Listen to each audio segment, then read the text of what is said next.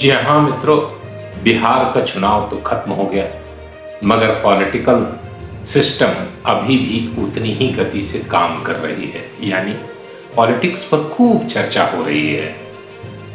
बिहार का पॉलिटिक्स पूरी तरह पश्चिम बंगाल शिफ्ट हो चुका है, लेकिन अभी भी राजनीतिज्ञ इस बात के उधेड़-बुन में लगे हुए हैं कि बिहार चुनाव में ऐसा क्या हुआ, कौन सी ऐसी चीजें हुई जो कि किसी को लैंडस्लाइड विक्ट्री दिला गई तो किसी को निचले पायदान पर खींच कर ले आई। मैं अपने मित्र हिमांशु मिश्रा की कही हुई बातों को आगे बढ़ाते हैं। जी हाँ, मैं मधुकर श्रीवास्तव, बिंदास बोल में स्वागत है। आज मैं बिहार की एक बार फिर चर्चा करूंगा। 6 महीने, 1 साल या अधिक से अधिक 1.5 साल जदयू को या तो बीजेडी बनना है या फिर भाजपा में विलीन हो जाना है।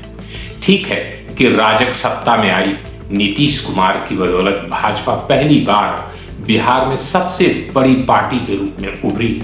हालांकि जनादेश कुछ इस तरह का है कि 2.5 दशक की सियासत में नीतीश का पाया सबसे कमजोर हुआ है, सियासत की दृष्टि से भी और स्वास्थ्य की दृष्टि से भी।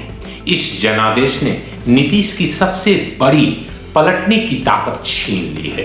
अब स्थिति यह नहीं है कि परिणाम के पहले या परिणाम के बाद भी नीतीश जिधर हैं सत्ता भी उधर ही है। विचारधारा समेत तमाम मामलों में आप भाजपा को लाख गाली दे लें, कड़ी आलोचना करें, मगर आपको इससे राजनीति सीखनी होगी। भाजपा ही नहीं, संघ से भी। इन्हें समय के साथ बदलना आता है।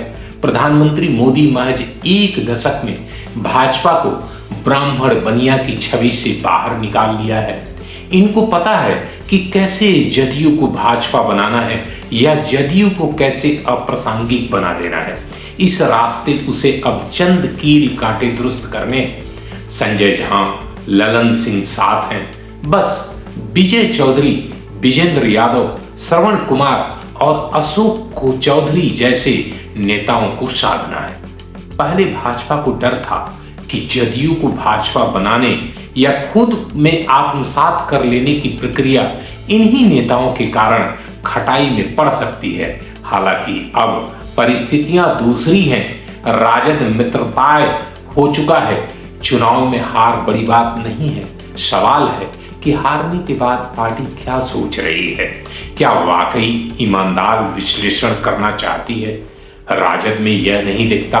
पार्टी हार के वास्तविक कारणों के बदले वोट चोरी, ज्ञानेश कुमार चुनाव आयोग पर अटकी है। चूंकि राजद में ईमानदार स्वीकारिता का अभाव उसे भविष्य में भी इसी तरह अप्रासंगिक बनाए रखेगा, इसलिए जदयू में सामाजिक न्याय से जुड़े ईबीसी ओबीसी नेता डूबते नाव की सवारी करना नहीं चाहेंगे।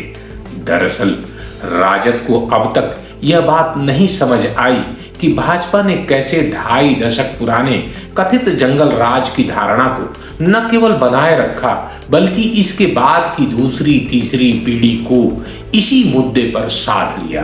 राबड़ी लालू राज में जो पैदा भी नहीं हुए थे, जिन्हें उस दौर का कुछ भी याद नहीं है, वह वर्ग अगर जंगल राज के भय से राजग के साथ खड़ा होता है तो इसके भी राजनीतिक निहितार्थ हैं। वैसे भी वंशवाद को जितना बुरा कहिए, मगर यह सच्चाई है कि क्षेत्रीय दल इसके बिना जिंदा नहीं रह सकता। उड़ीसा में बीजेडी, तमिलनाडु में अन्ना द्रमुक सबसे ताजा उदाहरण है।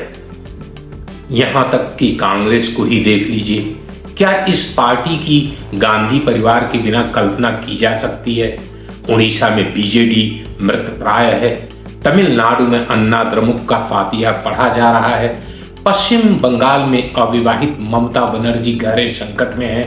कारण नवीन और ममता का अपना वंश नहीं है। जयललिता का अपना वंश न होने के कारण अन्ना द्रमुक तमिलनाडु में धीमी मौत मर रही है। बिहार में नीतीश के साथ भी यही स्थिति है। उनके परिवार में कोई ऐसा नहीं है जो इस स्थिति को संभाल पाए।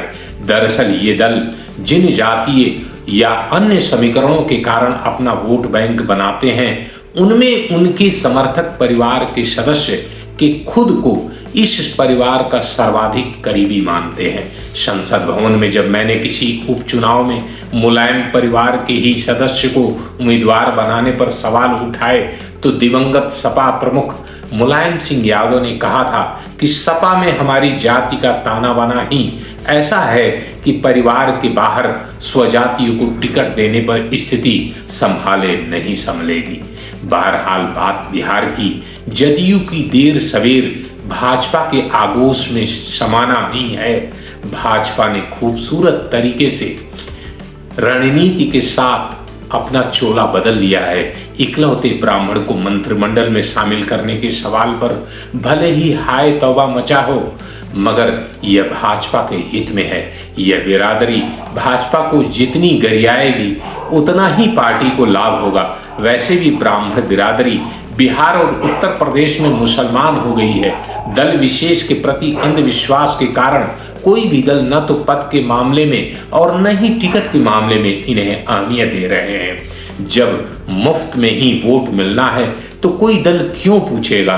हाँ, बिहार की राजनीति तेजी से करवट ले रही है। शून्य सीट लेने वाले प्रशांत किशोर का भविष्य में ज्यादा प्रासंगिक होंगे और जदयू की तरह राजद के अस्ताचल की ओर बढ़ने की प्रक्रिया में दिनों दिन तेजी आएगी। ओवैसी का झंडा अब उत्तर और पूर्वी भारत में और बुलंद होगा। नमस्कार।